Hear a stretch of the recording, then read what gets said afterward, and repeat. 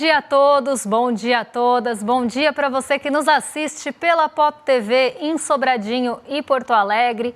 Sejam todos muito bem-vindos e bem-vindas a mais um ICL Mercado Investimentos. Para quem estava com saudade, na verdade não deu nem tempo de sentir saudade, né? Estamos de volta com a nossa programação normal e hoje a gente vai falar dele, do PMI, o Índice dos Gerentes de Compras, ou Índice da Atividade Econômica dos Gerentes de Compras do Brasil. Então vamos ver aí como é que os setores se comportaram pela visão do PMI nesse mês de abril, que antecede a pesquisa mensal. A da indústria já saiu, então já dá para fazer um paralelo aqui, mas a gente vai entrar em maiores detalhes da pesquisa mensal da indústria amanhã. Hoje a gente vai ver a prévia, o que estava sendo esperado, o termômetro para tudo isso, e amanhã a gente comenta da pesquisa mensal de fato. Mas a gente vai falar também do preço do ovo. Sim, ele voltou e está passando na sua rua, porque depois daquela alta gigantesca que a gente viu acontecer no começo do ano, eu vou explicar o que mudou aí em relação aos anos anteriores, por que a alta foi mais forte, por que também a queda agora também está sendo mais sentida. Então vamos falar de preço do ovo, porque o preço do ovo chocou muita gente, desculpa o trocadilho aqui. E tem mais um assunto que choca muita gente que a gente vai falar, que é a tarifa não, né? Mas as taxas de juros do cartão de crédito. Então, bora falar de tudo isso, só que antes eu vou passar a agenda com vocês para a gente saber o que tem no radar. Hoje é super quarta, né? Não é a super heroína vestida de quarta-feira, mas sim a decisão de juros que acontece aqui nos Estados Unidos. E esse é o evento mais aguardado do dia. Mas vamos ver o que mais temos aqui na nossa agenda. Saíram as encomendas à indústria de março na Alemanha, logo de manhã cedinho, 3 horas da manhã, horário do Brasil. 6 horas na zona do euro, saíram as vendas no varejo de março, então aqui medição da zona do euro como um todo. Teve balanço da Disney antes da abertura nos Estados Unidos e aqui, como já falei, produção industrial foi conhecida às 9 da manhã.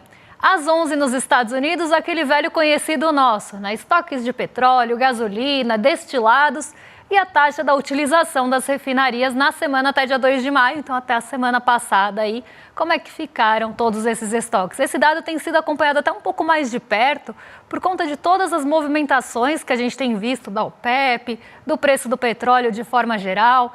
Então a gente está acompanhando mais de perto aí esses dados que saíram agorinha às 11 horas da manhã nos Estados Unidos, mas não para por aí.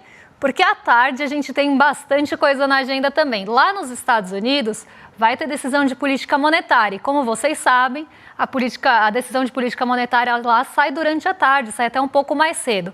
Só que a expectativa, ela já é meio dada, né? Ela já está meio pautada. O que todo mundo está esperando? O que vem depois? Então vamos passar aí na agenda para o pessoal de casa acompanhar, porque o que vem depois? A coletiva de imprensa do Jerome Powell, que é o presidente do Banco Central dos Estados Unidos, do Fed.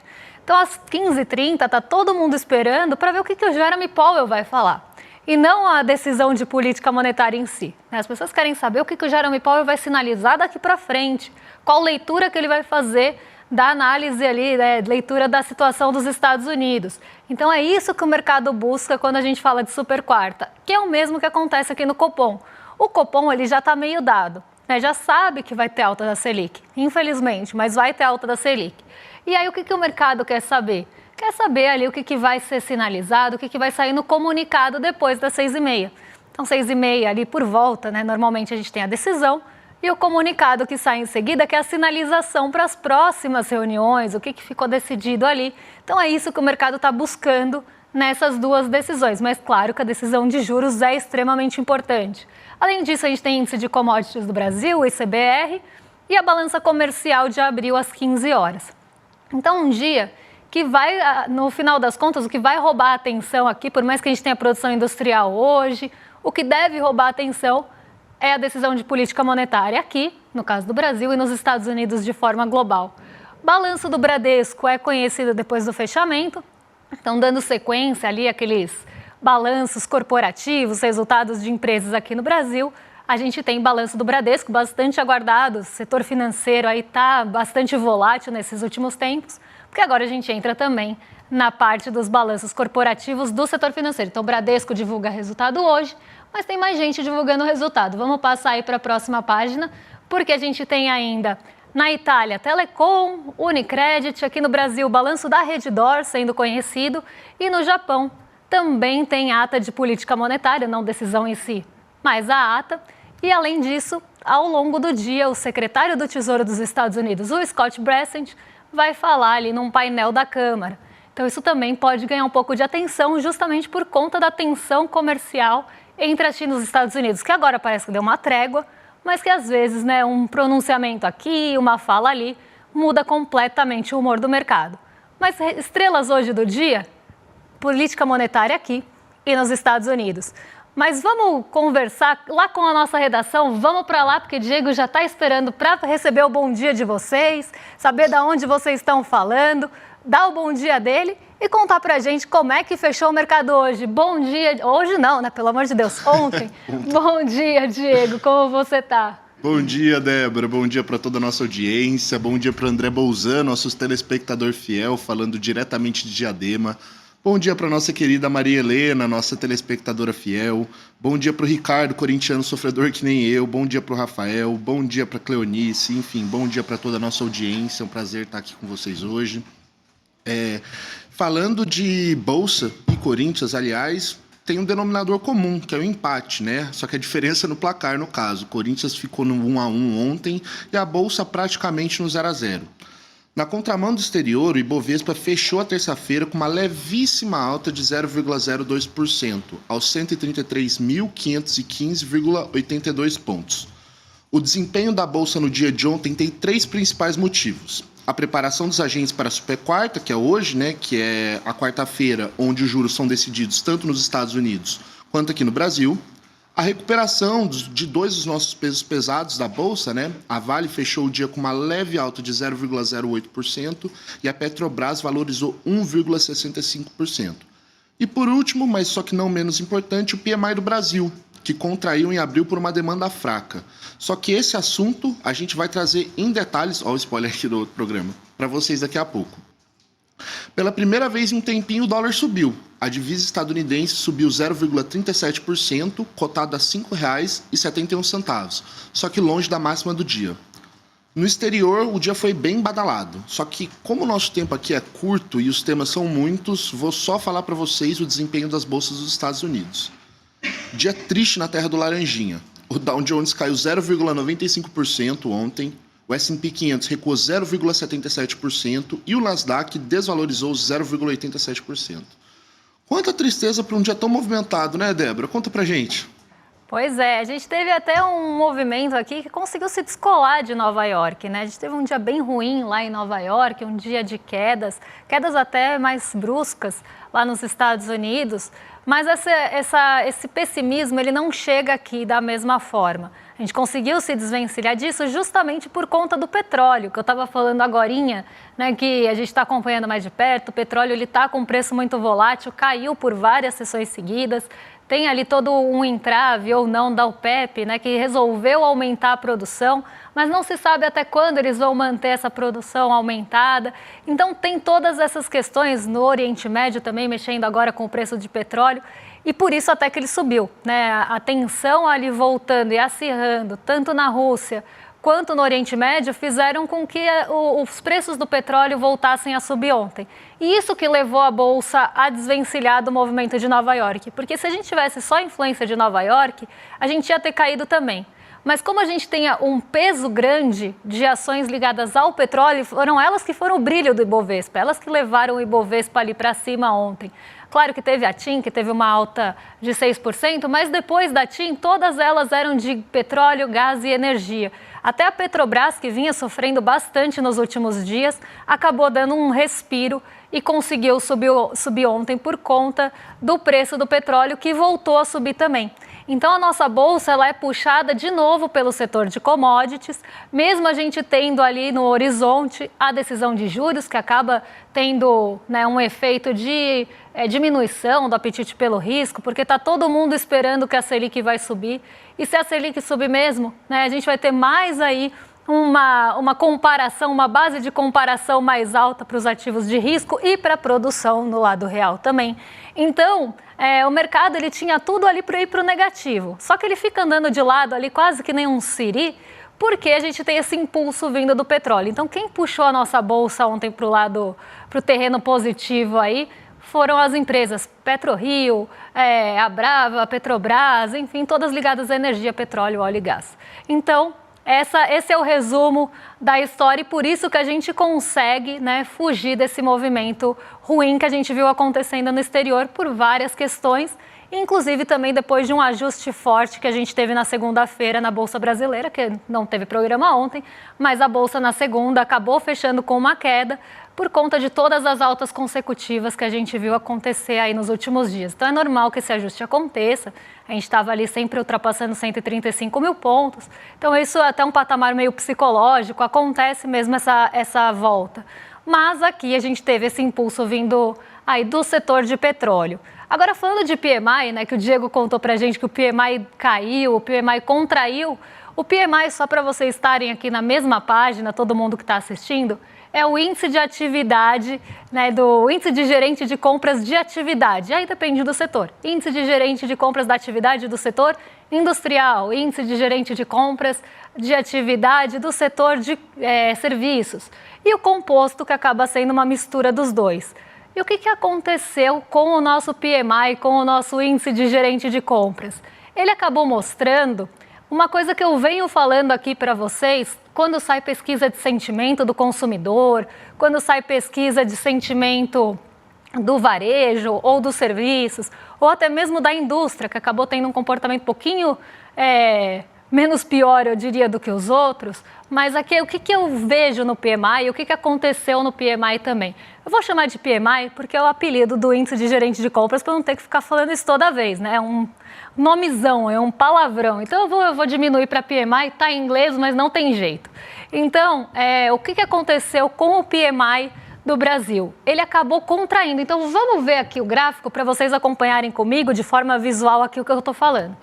Em abril do ano passado, o PMI industrial estava em 55,9 pontos. O PMI composto, que é a composição dos dois, estava em 54,8 e o PMI de serviços em 53,7. O que será que aconteceu do começo do ano passado para cá que fez o PMI ter esse comportamento de queda tão brusco, uma leve recuperação e agora uma queda brusca de novo? O que será que está acontecendo aqui no Brasil? Desafio vocês a deixar aí no chat o que vocês acham que aconteceu no Brasil do meio do ano para cá, para que os índices da atividade dos gerentes de compras tivessem esse comportamento, tá? E eu já vou contar aqui para vocês, para não causar mistério, porque afinal ninguém aqui é da turma do Scooby-Doo para ficar resolvendo enigma.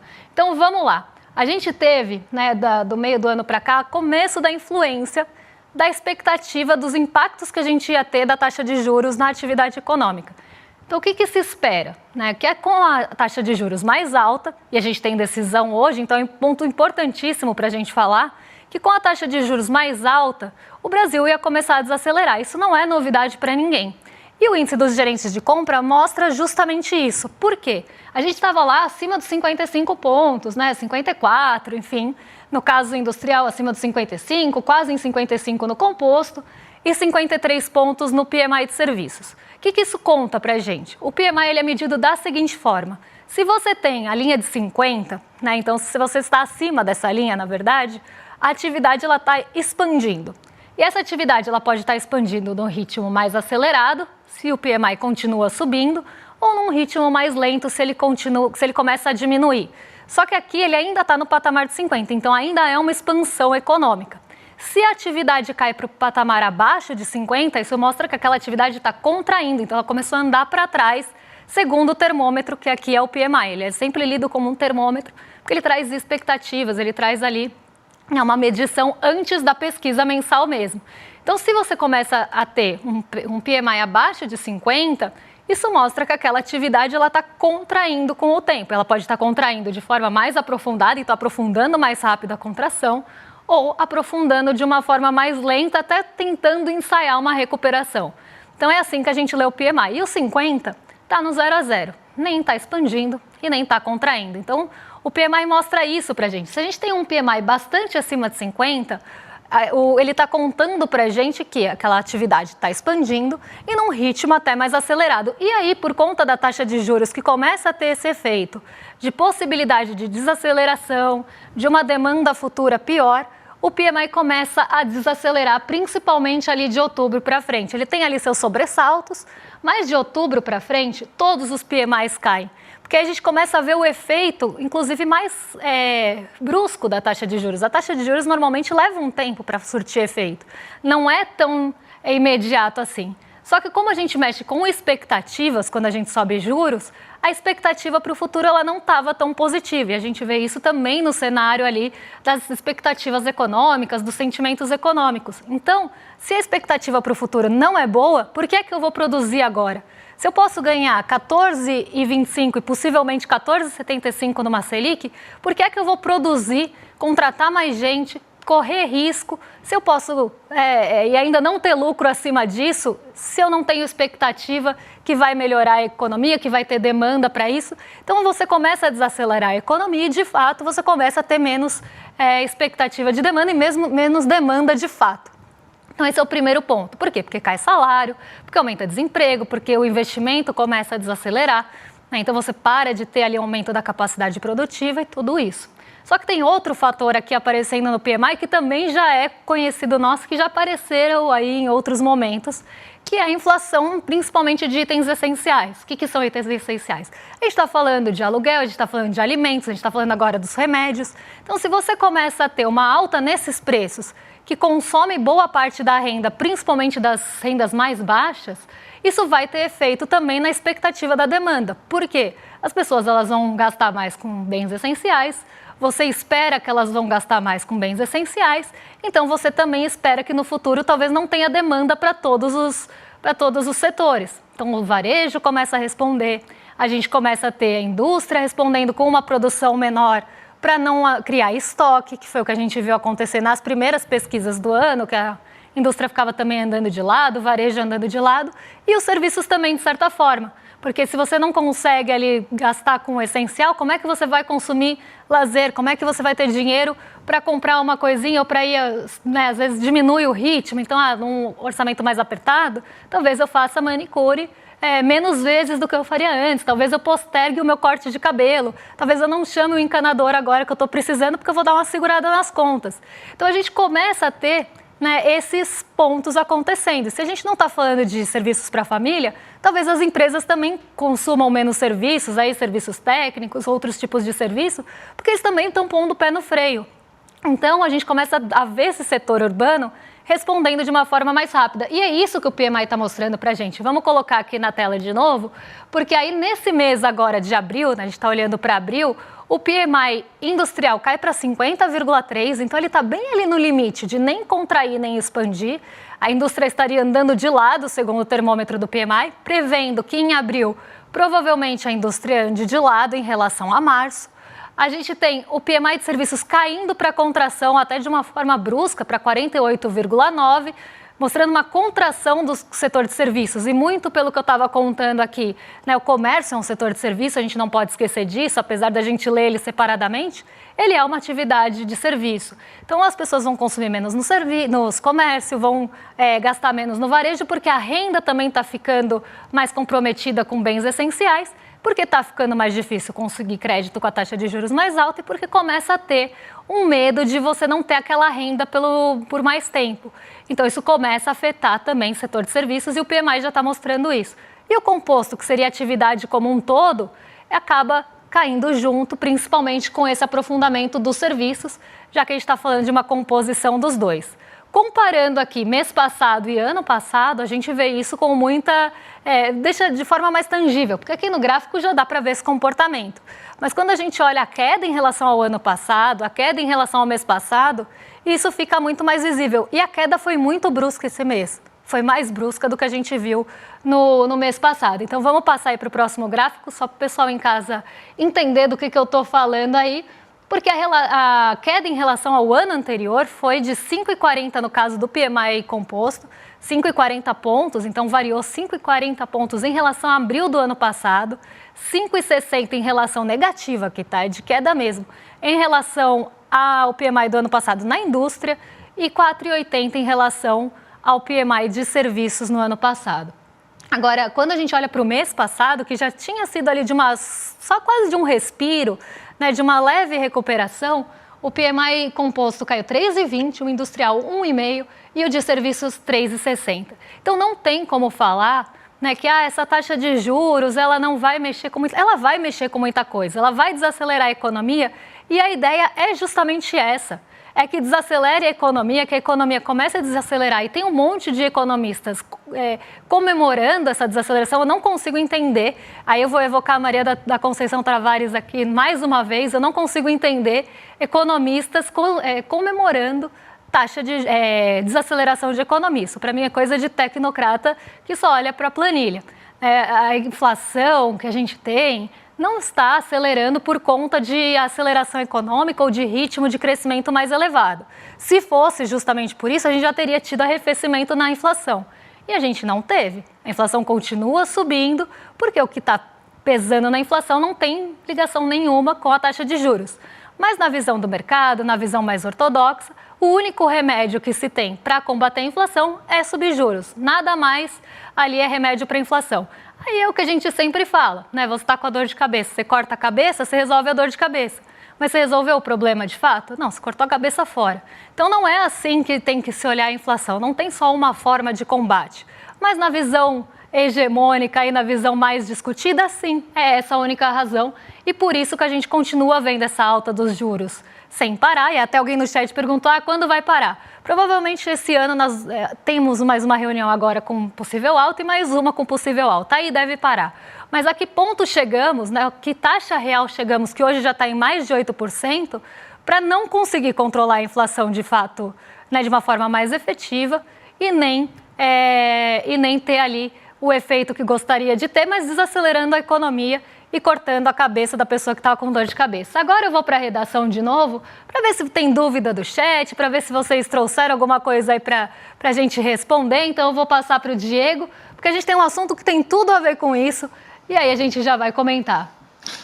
Débora, o chat aqui ele está praticamente unânime na rejeição à alta da taxa Selic. Agora, eu vi um comentário bem interessante aqui por parte do Márcio Ângelo. Eu queria fazer um breve comentário em cima dele, que ele disse o seguinte, né? Foda esse lance da expectativa, como se a economia estivesse ruim.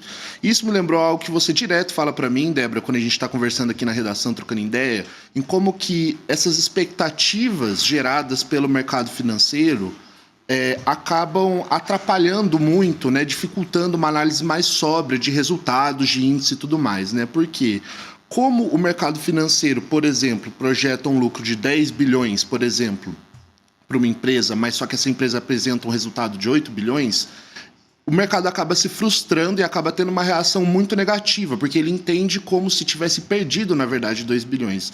E isso é horrível, na verdade, para a gente entender sobre o cenário macroeconômico, sobre o que está acontecendo no nosso país e fazer uma avaliação mais sóbria, mais sólida desses resultados e desses índices, né?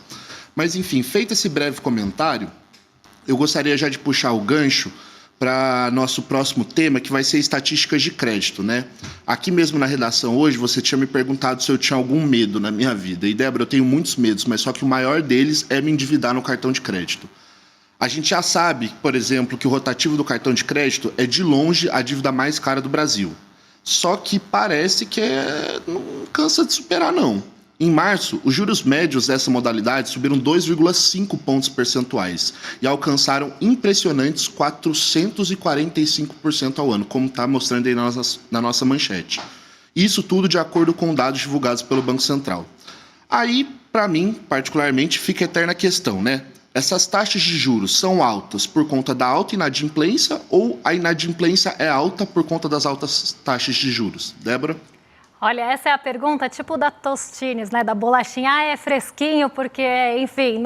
E aí parece que é uma coisa sem resposta. Ou quem nasceu primeiro, o ovo ou a galinha, né? Essas perguntas aí que parecem que não tem resposta. Mas no caso da taxa de juros, por mais que as pessoas falam que a taxa de... Algumas pessoas falem, né, que a taxa de juros é alta porque o brasileiro é inadimplente, na verdade é o contrário.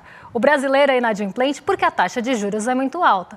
Principalmente quando a gente olha esses números de cartão de crédito que, vamos combinar, né, 445% ao ano, não é uma dívida pagável, né? Você não precisa fazer um doutorado em matemática para entender que isso não é pagável. Se você jogar numa planilha, você já vai conseguir ver ali quanto essa dívida cresce. Ainda com ressalvas aqui, porque o rotativo você só fica um mês, mas a gente anualiza ela para poder comparar com as outras que são anualizadas também. Então você não fica 12 meses no rotativo, mas um mês já é suficiente para fazer estrago. E a alternativa que se tem ao rotativo, que é o parcelamento do cartão, ainda assim é muito alta, fica ali orbitando na média quase 200%. Aqui a gente está falando de média, gente, a gente está falando da taxa mais alta. A taxa mais alta vai lá para a casa dos 1000%, no caso do rotativo, no caso do cartão de crédito vai lá para cima também. Então a gente nem está falando aqui das taxas máximas, a gente está falando da média, né? Então tem que entender que tem taxa para cima disso, tem que entender que tem taxa para baixo disso. Mas o rotativo sim, continua e Diego, você está com toda a razão de ter medo de se endividar no cartão, porque vira uma bola de neve. E aí a gente começa a entender, porque as taxas elas variaram bastante esse mês, elas já tinham variado nos meses anteriores, desde o começo do ano a gente começa a ver algumas taxas subindo, né? Exceto ali o cheque especial que caiu um pouquinho, né? Caiu 8 pontos percentuais, mas continua em 134%. E o consignado que teve uma variação em relação ao mês passado de 1,6 ponto percentual, o restante subiu tudo, né? Então, o veículos também caiu um pouquinho, mas meio ponto percentual em relação ao mês passado. A gente viu o rotativo subindo bastante, 2,5%, 2,5 pontos percentual. O crédito pessoal consignado total aqui, na verdade o que caiu foi o não consignado, né? O consignado subiu meio ponto aqui também. Então, a gente vê, né, as taxas de juros ficando mais caras. E por que as taxas de juros estão ficando mais caras? Porque a taxa básica de juros está ficando mais cara. Quando a gente entende que a Selic ela é a taxa básica de juros do Brasil, a gente consegue entender esse tipo de coisa. Por que as taxas estão aumentando? Porque a base está aumentando. Só que nada justifica, né, a não ser a concentração bancária do Brasil, isso justifica, isso ajuda a entender, né, uma taxa de 445% ao ano. Isso não é na média, tá? Isso não é justificável, isso torna a dívida impagável. Você não vai conseguir pagar uma dívida de 445% ao ano e aí vamos dar aquele benefício. Não, é só um mês. Aí depois você vai lá para 200% ao ano. Mesmo assim, gente, 200% ao ano deixa a dívida impagável. Então a gente tem uma concentração bancária, a gente tem um sistema, né, uma taxa de juros que também coloca, né, uma base muito alta já e um sistema bancário que permite que a gente tenha essas taxas exorbitantes aqui no Brasil. E aí a dívida vai virando uma bola de neve, vai se tornando impagável e o brasileiro fica inadimplente. Então o brasileiro é inadimplente porque a taxa de juros é alta e não o contrário. Porque a inadimplência do brasileiro não é tão alta, a não ser no cartão de crédito quando a gente olha, e mesmo assim as taxas são altas até no que tem garantia, até no consignado, até no financiamento de veículos. Então a gente tem, né, esse cenário aqui no Brasil, triste cenário, o ovo ficou para amanhã, mas a gente não vai deixar de falar dele, ele vai passar na sua rua de novo e amanhã a gente conta aí por que o ovo caiu e por que isso não tem nada a ver com os juros. Então eu vou explicar para vocês amanhã, que era o ponto que eu queria chegar, mas não deu tempo. Então agora, antes de passar para o rolê, eu vou pedir para vocês se inscreverem em iclmercado.com.br para garantir o ingresso na aula do GCE. Então não esqueçam aí de participar dessa aula, não fiquem de fora dessa. iclmercado.com.br para assistir uma aula excelente e gratuita. Então, para isso, você só precisa se inscrever e deixar ali o seu e-mail até para ser avisado no momento que a aula começar, não esquecer mesmo. E aí vocês vão ver a aula do GCE, por que as elites odeiam o povo brasileiro. Um tema super contemporâneo, né? Por mais que seja um tema que se arraste por muitos anos aqui no Brasil. Então vai ter essa discussão de excelente qualidade, uma aula magna e gratuita para vocês assistirem de casa. E agora vocês ficam com o Rolê CL na sequência, com o William De Luca e o Guga Noblar. E eu volto amanhã para te contar o que aconteceu com a produção industrial, se teve alguma novidade na tarifa fatal, por que o preço do ovo está caindo e todos esses assuntos que mexem com a sua vida, com o seu bolso e com seus investimentos, se você tiver. Um beijão e até amanhã, pessoal. Por que as elites odeiam tanto o povo brasileiro? Segundo essas elites, as cidades de fora são sempre as melhores, as pessoas lá são mais educadas, honestas, bonitas. Cidade boa é Miami, comida e cultura de valor só na Europa. É sobre esse tema e a explicação disso que farei a próxima aula magna da pós-graduação do ICL, Repensando o Brasil, Sociedade, Política e História. A aula Por que as elites odeiam o povo brasileiro será no dia 15 de maio, na quinta-feira, às 20 horas. É uma aula de graça e aberta ao público. Uma oportunidade única para você conhecer essa pós que é revolucionária. Participe desse momento especial com o ICL